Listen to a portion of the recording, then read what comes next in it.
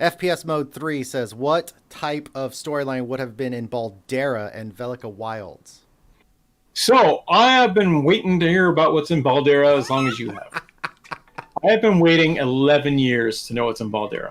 I have been waiting forever to know what's in there, and I've gone in there.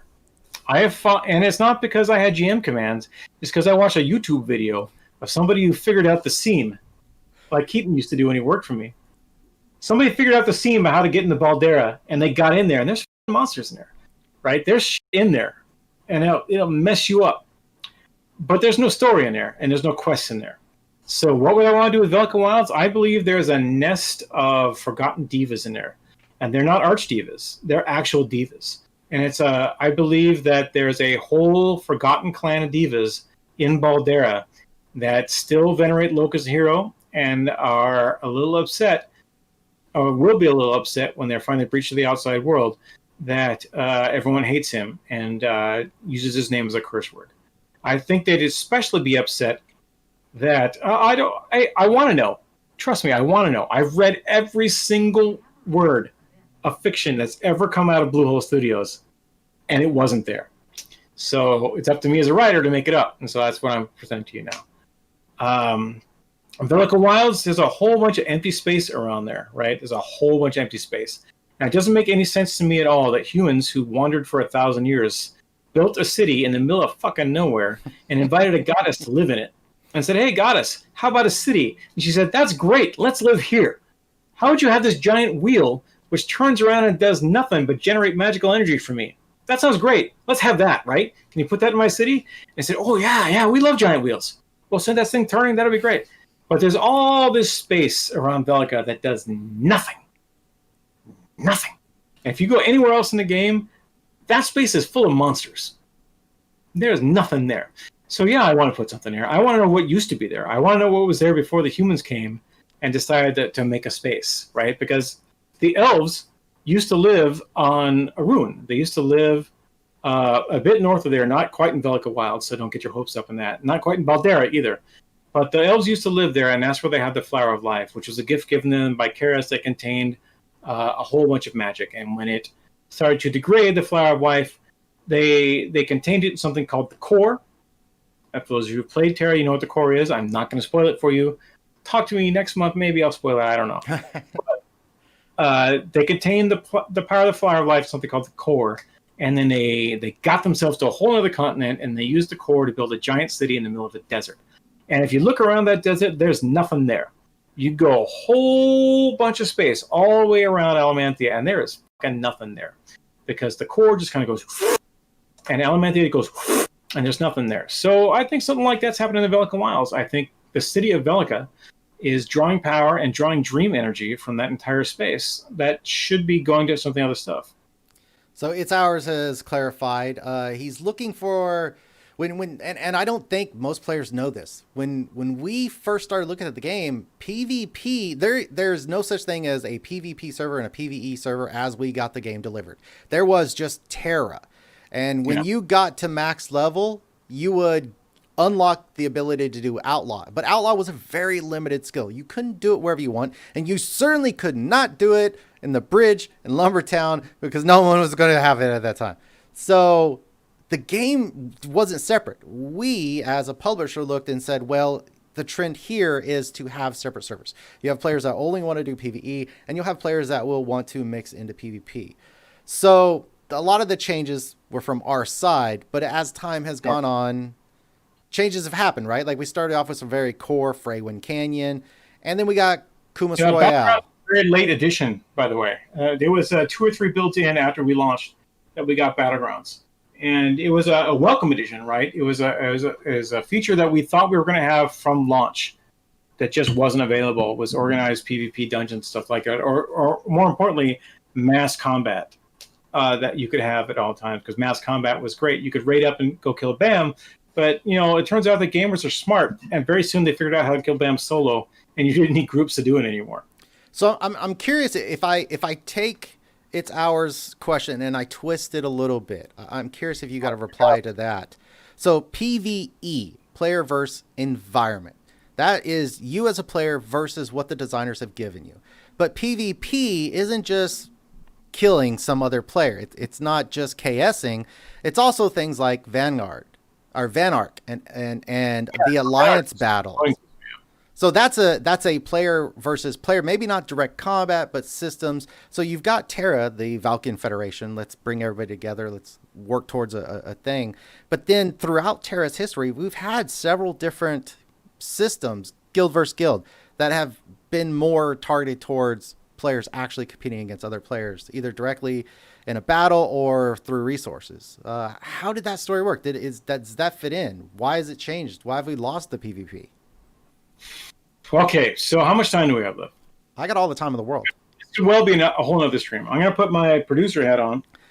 So Twitch wants you to restart your stream at least once every 24 hours. So we've got at least 22 more hours.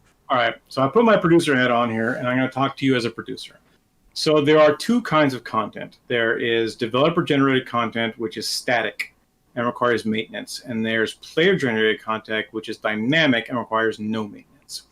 And so your best bang for the buck is to design something once and then forget about it, rather than design something once and maintain it forever. TERA is a 10-year-old game.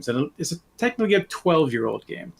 And PvP content is the easiest content to develop and deploy, because you have to have space on a server that runs these parameters, these walls, these monsters, these rules, right? And once you define those rules, you just open it up and let players fight in it. And if they find something broken, you figure it out and you fix it, right? So that's how PvP works for a developer. For a player, it's, oh God, I've got to go in here. I've got this challenge. I have to do these things. I have to kill these players in a certain time. I have to hit this bell a couple of times. I have to ride on an airship. All those things are what you see. What a developer sees is, I've made this can, and I've thrown a bunch of things in there for the ants to run on. And if the ants escape, we'll just kind of nudge them back in. And so PvP content is fun and rewarding, and it's a great way to maximize the value of your game. It really is. PvE content, as I've already mentioned, is skewed towards the people who are most likely to encounter it.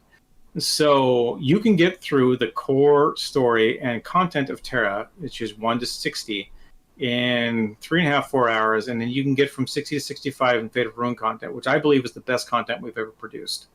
Hands down, the best content we've ever produced, even the pace and shit. You can get through that in another hour, right? So 4 to 5 hours, you're at level 65, and then you get into the ramp up to Exodore. And that content took the longest to develop because it was the hardest to develop. 1 to 65, you know what 1 to 65 is. Like 1 to 60, you know really well, because that was what we launched with, and we went 3-4 years before we made a change to that. And then we went 6 years before, another 4 years before we went from 65 to more than 65. And then now where people are topping out level 70, we've got Exogore PvE content where TERA and Krafton are redesigning dungeon content for level 70, for level 70 gear. They're refiguring gear for both PvP and PvE, but it's designed that you only have to do once. Once you've established how a thing works, all you then have to do is make sure it doesn't break. And it's a lot easier to fix PvP than it is to fix PvE. And so when you do a PvE, PvP balanced game, you always have to assign developmental resources to both tracks. If you do a PvP main game, PvE main game with remember, there's been one.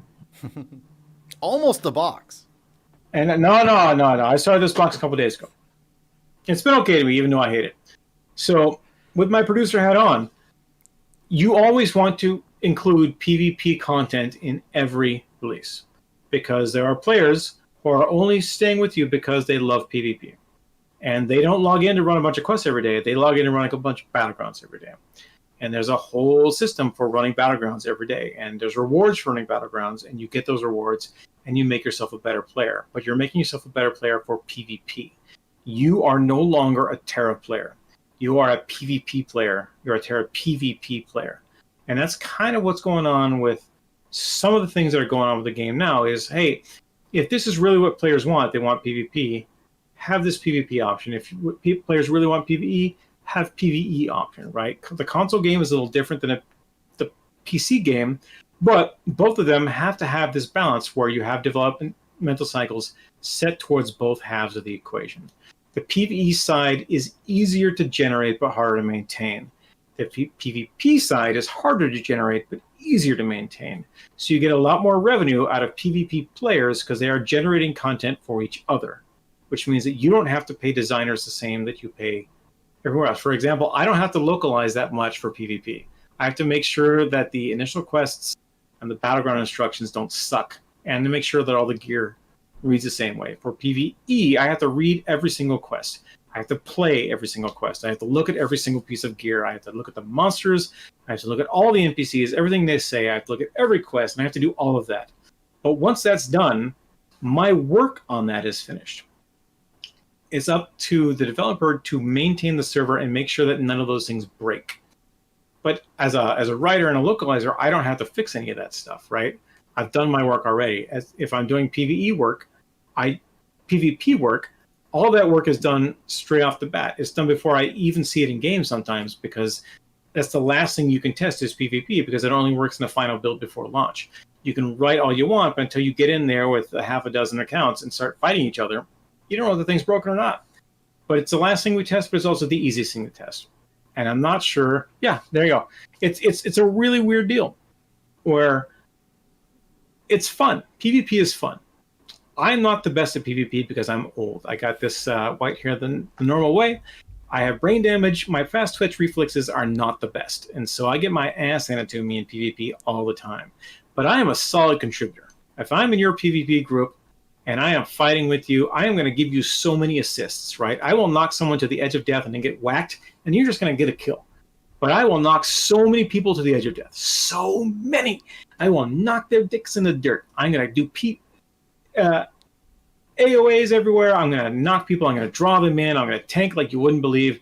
And I may not last the entire match, but people are going to die because I was there, right? That's my job. That's my purpose in PvP. I am a team player. I'm not the quarterback. I'm a tight end. I'm a defensive back. I'm going to get the shit done. I'm going to get the job. And that's how I enjoy playing PvP, right? I'm playing Elder Scrolls Online right now. I'm nowhere near ready to beat PvP. I am level 50 with 60 champion points, right? I know I need 160 before I can do anything. I really need 600 before I can even come close to doing any of those alliance battles. But you know what I'm content to do? PvE. Because I'm really good at it. Because I've got my PvP reflexes and I know how to take down a mob. Right, so I tank on spellcasters. I tank on healers. Right, I'll get everyone around me and I'll fuck that shit up. All right, chat. We're looking for questions. Anything about TERA? Anything about the industry? Anything about writing? Yep. I want to get to Aftermath Thor's question. Yes. All right. What dungeon arc was your favorite? My dungeon arc that's my favorite, absolutely 100%, is the one that you did not mention. It's the one that leads up to Sauron Skyguard, and it leads you through Golden Labyrinth and Akasha's Hideout, and before that, it's Necromancer's Tomb, right? And it's essentially the arc of the core, and it's crazy because I wrote the elves before the game even started, right? Before the core was even a thing, I wrote the core, and then when we got down to, I'm gonna put on my writer's hat. No, I'm not a producer anymore. I'm a writer. So that story about the elves and about the secrets that they kept from everybody and how it just rolls out over time until you realize, holy shit, the elves are assholes. And you knew the elves were assholes, but then they show you the kind of assholes that they really are, or they've hidden this great, huge power that can change the world. And all they have to do is let the energy of the core just go away. All they have to do is let the core's energy dissipate, and the world is a better place. There'll be fewer monsters. There'll be better crops. You know, the world of TERA just gets better if so much magic isn't concentrated in the core. Sure, the city of Alamanthia falls apart. The elven society falls apart. The core is ruined as a cornerstone of thousands of years of history. But the world is a better place, and they decide, nah, we like having the core. And so the first couple dungeons you see after Golden Labyrinth, you see how the world would be without the elves.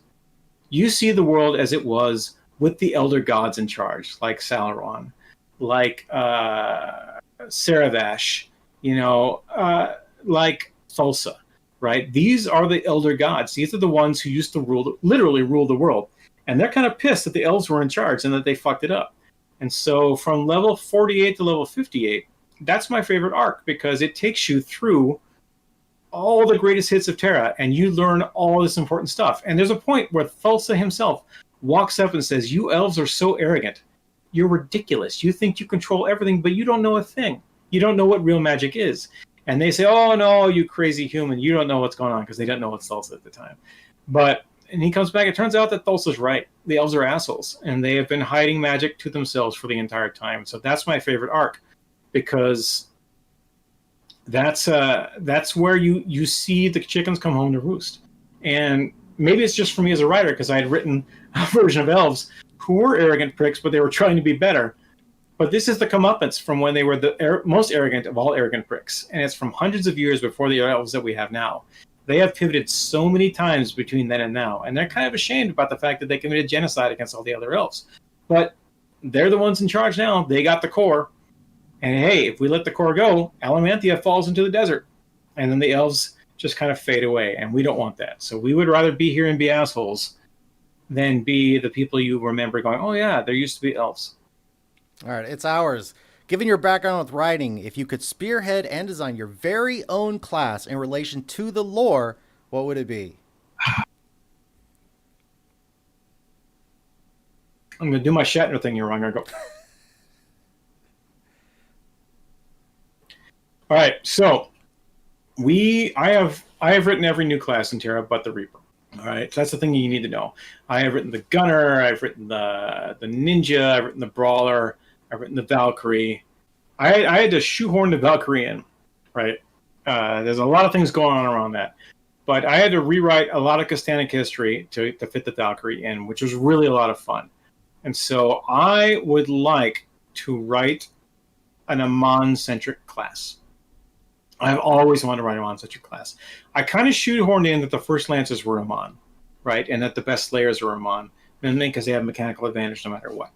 But I would love to have an Amon Battle Master be a thing where they've got where they summon minions. All right, there's no effective minion class in TERA. The Mystic is still a spellcaster. They just kind of have their hit points are spread out amongst the minions that they summon, right? But I would love to have an Amon Battle Master who summoned troops to go out and fight for them, kind of like the Mastermind in City of Heroes, or any other kind of summoning class in other MMOs. But that's the thing that I would want to do. Yeah. What would be their introduction? Why would they come in at this point? Just spilling the beans, right? It's like, hey, this used to be who you were before you were enslaved by the giants. I remember who you were before you were enslaved by the giants, which is why I was so pissed that the giants enslaved you. I think you should regain that glory. And this would be who you are. And so the Amon would jump at that shit because, the Shield Maiden is giving us a gift. And it's like, yeah, we are. The Shield Maiden's giving us a great gift. She wants us to go fight wars for... Wait a minute. Because Kaya's got her own agenda. She's a god, right? She's not immortal even though she looks like one. She's a god. She thinks in a very long game. She has fought every single war that's ever been fought on the world of TERA. So when she says to the Amon, yeah, you guys need to step up your war game, I think they're going to listen. I would also, this is my druthers, right? I think that TERA should have racial and class starting areas the way that WoW does. Only the Reaper has its own specific class starting area now. And I think it is successful enough and was easy enough to write that every single class should have a starting area like that.